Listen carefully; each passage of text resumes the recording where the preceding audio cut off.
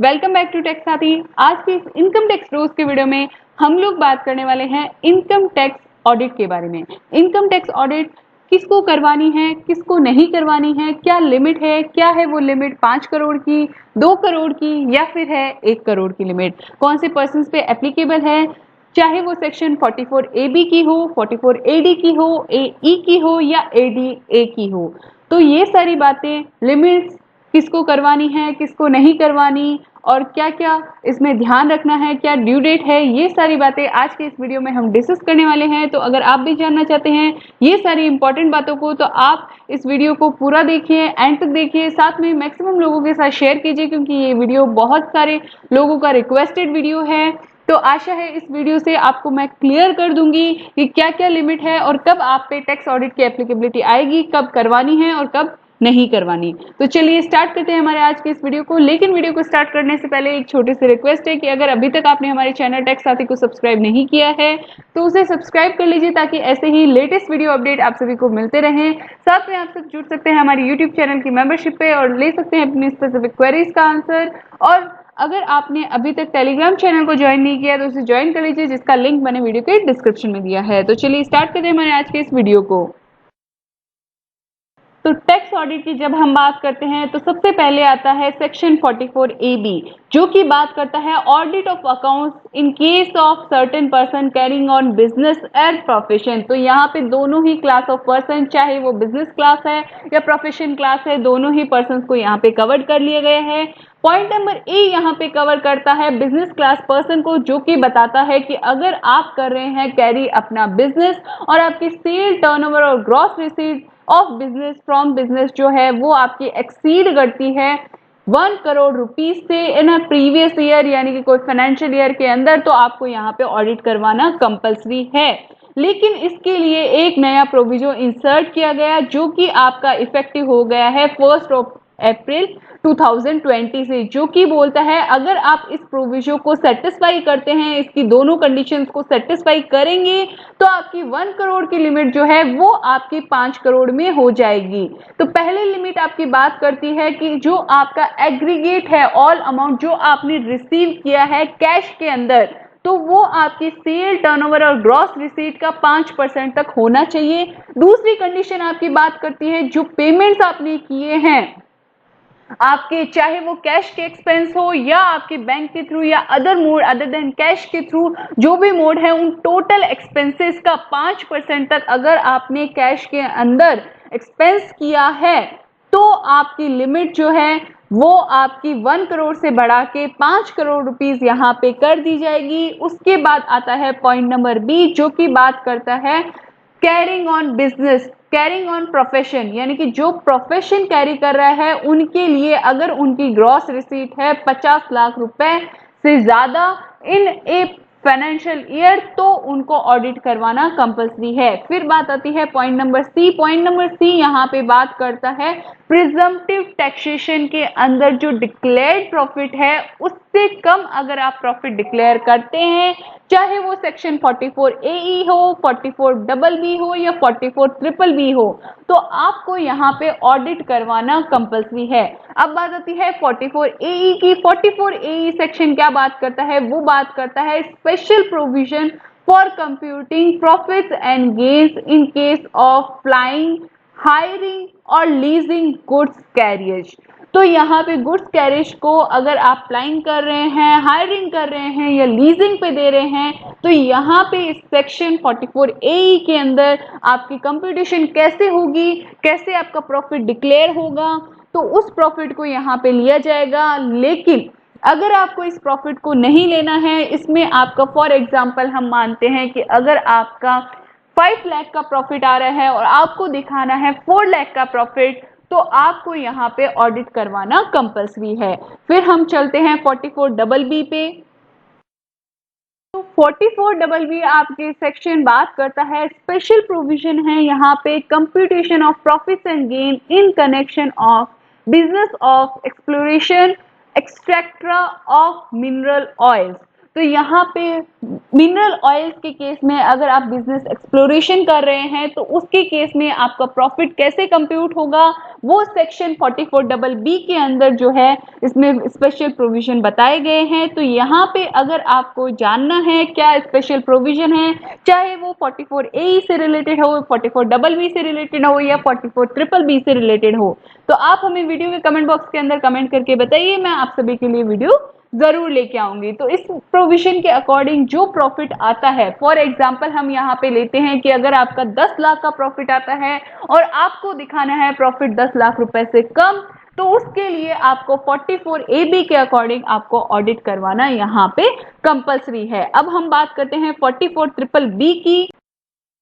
तो 44BBB यहाँ पे बात करता है, ये भी एक स्पेशल प्रोविजन है और ये प्रोविजन है profits and gains of foreign companies. Foreign companies के केस में है engage in business of civil construction etcetera in certain turnkey projects. तो यहाँ पे टर्न की प्रोजेक्ट्स के अंदर अगर वो सिविल कंस्ट्रक्शन के अंदर इंगेज्ड है फॉरेन कंपनीज, तो उनको यहाँ पे 44BBB के अकॉर्डिंग जो है ऑडिट करवाना, BBB के अकॉर्डिंग प्रॉफिट को डिक्लेयर करना जरूरी है। अगर वो उससे कम डिक्लेयर करते हैं तो उनको 44AB के अकॉर्डिंग जो है वो ऑडिट करवाना कंपलसरी है। अब हम चलते हैं पॉइंट नंबर डी पे। पॉइंट नंबर डी बात करता है आपका कैरिंग ऑन प्रोफेशन। तो प्रोफेशन पे हम एक बार फिर से आ गए हैं, जो कि बात करता है आपका प्रिजम्पटिव बेसिस पे अगर आपको प्रोफेशन में डीम्ड प्रॉफिट जो है, जो आप डिक्लेयर करते हैं 44ADA के अकॉर्डिंग, अगर उससे कम आपको डिक्लेयर करना है तो आपको 44AB की ऑडिट यहाँ पे करवानी कंपलसरी है। अब बात आती है 44ADA क्या बोलता है। 44ADA भी आपका स्पेशल प्रोविजन बताया गया है in case of business and profession on presumptive basis. तो प्रिजम्पटिव बेसिस पे आपका प्रोफेशन के केस में आपका जो ऑडिट है वो यहाँ प्रॉफिट जो है वो डिक्लेयर किया जाएगा, लेकिन ये प्रॉफिट आपका जो है अगर आपको उससे कम प्रॉफिट डिक्लेयर करना है, फॉर एग्जांपल हम यहाँ पे प्रॉफिट लेते हैं, आपका 10 लाख का प्रॉफिट है, आपका आया जो 44ADA के अकॉर्डिंग कैलकुलेट हुआ है और अब उस 10 लाख को आपको रिड्यूस करना है, तो आपको इसमें 44AB के अकॉर्डिंग जो है वो ऑडिट करवाना कंपल्सरी है। अब हम चलते हैं पॉइंट नंबर ई पे। तो अब हम बात करते हैं पॉइंट नंबर ई की। पॉइंट नंबर ई क्या बोलता है। पॉइंट नंबर ई बोलता है कि कैरिंग ऑन बिजनेस, यानी कि एक बार फिर से ये बिजनेस क्लास पे आ गए हैं। बिजनेस के लिए क्या बोला गया, if the provision of subsection 4 of section 44AD are applicable in these case, in his case, and his income is exceed to maximum amount which is not chargeable to tax to income tax in any previous year. यानी कि जहां पे section 44AD का subsection 4 applicable हो गया तो आपको audit करवानी है 44AB के अंदर। बस यहाँ पे कंडीशन और है कि यहाँ पे जो इनकम होनी चाहिए वो होनी चाहिए maximum amount which is not chargeable to tax, यानी कि 2.5 लाख से ज्यादा। अब यहाँ पे बात आती है सेक्शन 44AD का सबसेक्शन 4 क्या बोलता है। सबसेक्शन 4 यहाँ पे सेक्शन 44AD का बोलता है where an eligible assessee declares the profit for any previous year in accordance with the provision of this section। यानी कि आपने जो प्रॉफिट डिक्लेयर किया है, जिस प्रीवियस ईयर का हम बात कर रहे हैं 44AD के अंदर आपने किया है, and he declares profit for any of the 5 assessment year relevant to the previous year succeeding such previous year not in accordance with subsection 1। तो यहाँ पे अगर सबसेक्शन 1 के अकॉर्डिंग आपने यहाँ पे प्रोविजन जो प्रॉफिट है वो आपने डिक्लेयर नहीं किया, तो यहाँ पे वो क्या हो जाएगा, वो पर्सन जो है he shall not eligible to claim the benefit of the provision of this section for 5 assessment years subsequent to the assessment year relevant to the previous year in which profit has not been declared in accordance with the provision of subsection 1। तो अब मैं आपको in nutshell इस subsection 4 को summarise करके बताती हूँ short में कि 44AD के अंदर जिस प्रीवियस ईयर के अंदर आपने प्रॉफिट डिक्लेयर नहीं किया, उसके नेक्स्ट आने वाले उस प्रीवियस ईयर के असेसमेंट ईयर और उसके आगे आने वाले 5 असेसमेंट ईयर तक आप 44 AD का बेनिफिट यहाँ पे नहीं ले सकते। तो अब यहाँ पे 44 AD का अगर आप बेनिफिट नहीं ले सकते और आपको जो प्रॉफिट डिक्लेयर करना है वो डिक्लेयर करना है और आपकी इनकम जो है वो एक्सीड करती है जो कि है 2.5 lakh income basic exemption limit से, तो आपको यहाँ पे ऑडिट जो है वो करवानी है सेक्शन 44 AB के अंदर, जो कि यहाँ पे 44 AD के सबसेक्शन 5 के अंदर लिखी गई है, जिसमें बताया गया notwithstanding anything contain in foregoing provision of this section and eligible SSC whom the provision of subsection 4 are applicable, यानी कि जिस पर्सन के लिए सबसेक्शन 4 एप्लीकेबल है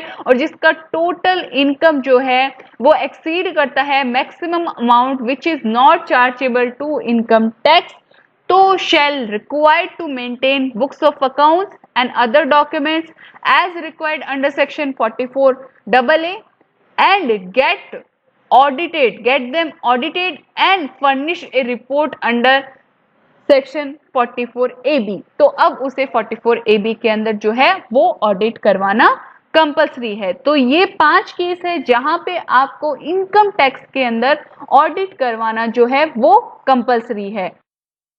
अब क्या लिखा गया? अब लिखा गया get his account of such previous year audited by the accountant before the specified date and furnish the date and report of such audit in prescribed form duly signed and verified by such accountant, यानी कि CA से आपको audit करवाना है और date के साथ आपको बिफोर द ड्यू डेट आपको अपनी रिपोर्ट को भी फर्निश यहाँ पे करना है। अब यहाँ पे एक प्रोविजो डाला गया जो कि सेक्शन 44 AD के अंदर अगर आप अपना प्रॉफिट डिक्लेयर करते हैं तो उसके लिए बताया गया provided that this section shall not apply who declare profit and gain for previous year in accordance with the provision of section 1 of section 44 AD। तो 44 AD का सेक्शन 1 जो बोलता है सबसेक्शन 1 वो बात करता है आपको ग्रॉस टर्नओवर सेल्स का आपको 8% तक प्रॉफिट डिक्लेयर करना है अगर वो कैश के अंदर रिसीट है,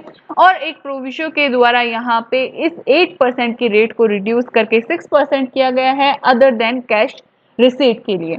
तो यहाँ पे लिमिट क्या बताई गई कि आपका जो सेल टर्नओवर और ग्रॉस रिसीट का लिमिट जो है सिर्फ और सिर्फ बिजनेस के लिए वो आपका टर्नओवर जो है वो एक्सीड नहीं करना चाहिए 2 करोड़ रुपए तक। तो 2 करोड़ की लिमिट जो है 44 AD के केस में यहाँ पे एप्लीकेबल है।